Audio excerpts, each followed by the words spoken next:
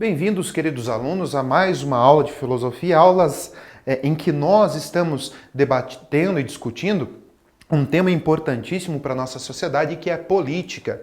Nós já temos aí um processo que começou, um processo encaminhado, onde eu convidei vocês a justamente saírem daquele senso comum de considerar que política é algo que acontece a cada 2 anos, a cada 4 anos, simplesmente condicionar a ideia de política muitas vezes ao voto, ao horário político, ou simplesmente achar que política é coisa só de adulto, que talvez nós, crianças, adolescentes, jovens, não devem se meter nesse assunto porque é um assunto que foge à nossa realidade. Não. Política é um assunto que está muito presente na nossa realidade. Nossas decisões diárias, elas são políticas. Se você parar para pensar, as decisões que você toma, seja em sala de aula, seja em casa, seja no bairro, seja no condomínio, seja aonde for, são decisões políticas. E na medida em que nós fomos conhecendo um pouco mais, entendendo, estudando um pouco mais, nós vamos vendo o porquê de tudo isso. O que eu reservei para a nossa aula de hoje é tentar entender um pouco mais da ideia de política em Esparta e Atenas. Nós já percebemos que a Grécia, sobretudo Atenas, contribuiu em muito para o conceito de política. Propriamente a ideia de democracia, do poder do povo, o povo fazendo as suas escolhas, o povo agindo no dia a dia da nossa cidade, é um conceito que vem lá de Atenas, justamente por ser o berço também onde os filósofos que são considerados os filósofos mais importantes, foi o lugar escolhido por eles para que eles pudessem então desenvolver a sua própria filosofia. Atenas é vista como um espaço realmente da sabedoria, da reflexão e da filosofia. Então a política ela foi embebida nesse processo filosófico. É por isso que ela se torna um tema tão importante, tão caro para a própria filosofia. E existe uma grande diferença entre essas duas cidades gregas. É engraçado que a gente vê isso em filmes, em livros, e a gente percebe que Atenas e a própria Esparta são cidades bem diferentes e que vão entrar em um conflito épico, histórico, que vai fazer parte de romances, de livros e filmes, e uma guerra absurda que durou uma infinidade de anos, mas que fazem parte da nossa história. Mas, como filosofia é sempre uma atividade reflexiva, eu estou reservando aí para vocês algumas questões para que a gente possa pensar, para que a gente possa pesquisar, conversar com alguém, conversar com um colega. Dê uma olhadinha, por exemplo, qual é o legado político ateniense que ainda faz parte do nosso dia a dia? Lembra que nós falamos lá da questão de que Atenas nos proporcionou o processo democrático, o povo no poder. Atenas nos mostrou o conceito de cidadania, de que não é só direitos e deveres, é algo prático, algo que eu devo fazer. É por isso que eu perguntava para vocês, o que você tem feito para exercer sua cidadania? Quais são as coisas que Atenas deixou para a gente? Monarquia ou democracia? Devo escolher o poder dos reis, aonde uma pessoa escolhe todas as coisas para mim? Ou devo optar pela democracia, que é onde eu acabo tendo que trabalhar, interferir nas decisões que são importantes para o meu dia a dia e para o dia a dia de todos, que é algo mais importante ainda. Como anda o nosso envolvimento com a política? Para pensar agora, como que você caracteriza a política? Será que você falou, poxa, esse professor vai falar política de novo? Esse assunto que às vezes é um pouco chato, pesado. No que nós estamos nos inserindo quando nós falamos em política? E o que tem mudado? Desde o tempo de Atenas, Atenas que defendia a ideia de que o cidadão ateniense deveria sim se envolver com política, deveria sim optar, era um dever ir até a ágora e poder representar as suas ideias, opiniões. Não é à toa que eles tinham o mesmo tempo para falar e não é à toa que todo cidadão ateniense se preparava durante anos nas retóricas justamente para ter essa arte do convencimento. O que nós precisamos entender? Tanto Esparta quanto Atenas são chamadas de cidade-estado. O que é uma cidade-estado, professor? É uma cidade, é um espaço em que existe uma autonomia política. E é por isso que Esparta e Atenas diferem muito da sua ideia de política. Atenas vai pensar de um jeito, Esparta vai pensar de outro. Por quê? Porque tem autonomia. Pode tomar as suas escolhas, pode fazer aquilo que lhe é mais importante. Quando nós falamos de cidade-estado, nós estamos falando de uma área urbana, onde na Grécia estava contida lá a própria ágora, e falamos também de uma área rural, ou seja, envolve um todo. O legal legal e interessante da própria ideia de política e democracia e a ideia de poder que estão nessas duas espaços, nessas duas cidades-estado grega, é que ela envolve o todo, não deixa de lado ninguém.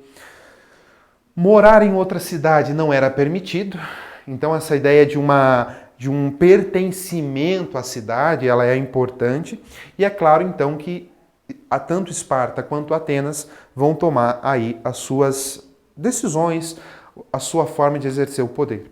Vamos começar com Atenas? Bem, Atenas passou pelo que nós chamamos de tirania, ou seja, são representantes, pode ser um rei, pode ser um imperador, que usa da força militar para se manter no poder.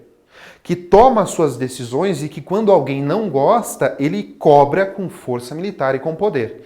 E ele vai tomar as suas decisões independentemente da vontade, se essa decisão vai afetar todos ou não, pela força que ele faz isso. Atenas se viu envolvida num momento como esse.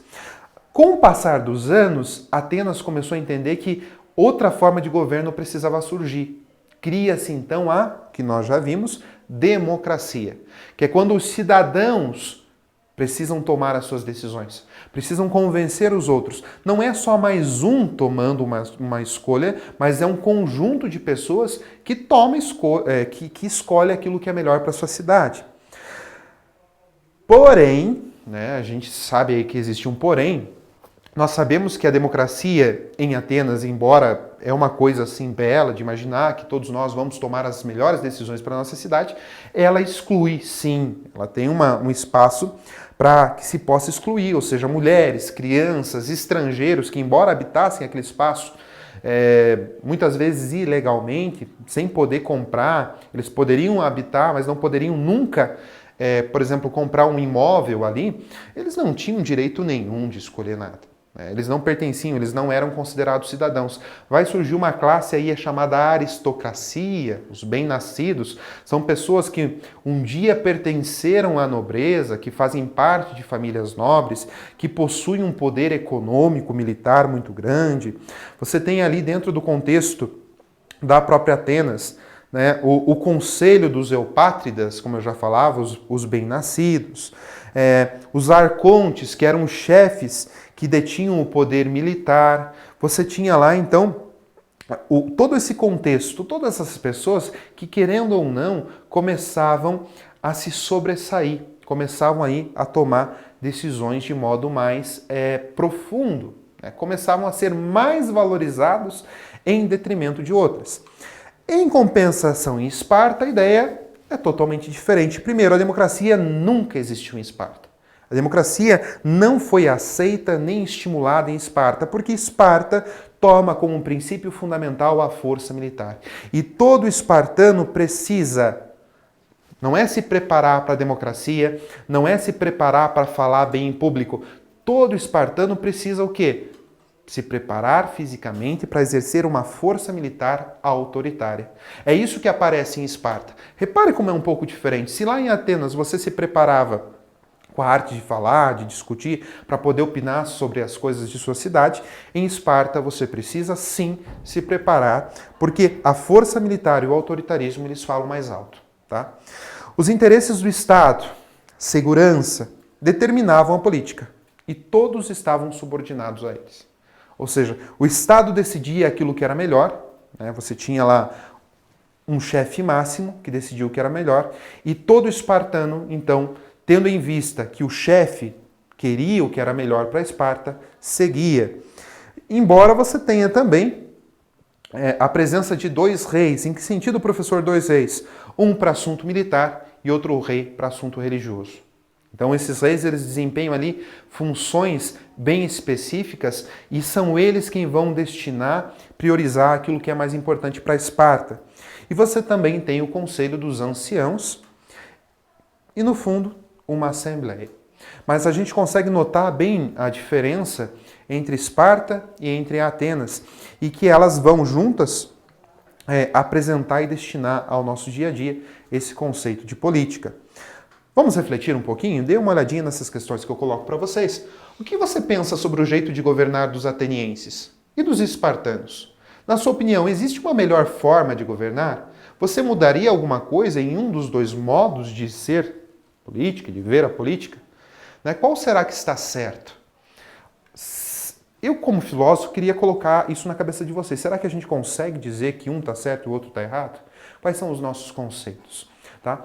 Então, dentro de toda essa questão, coloco aqui para vocês também refletirem e deixo ali já grifado, a palavra política não pode ser entendida separada da ideia de poder. Seja pela democracia ateniense ou seja pela força militar em Esparta, nós temos sempre a palavra de política associada ao poder. O poder, por sua vez, às vezes é confundido com o Estado, instituição normalizadora da vida em sociedade. Entretanto, o poder não é unicamente o Estado, pois está disseminado por toda a sociedade. Ou seja, a ideia de poder faz parte do nosso dia a dia e somos nós quem destinamos o poder para as coisas que são importantes para nós. Galera, agradeço vocês e até a próxima.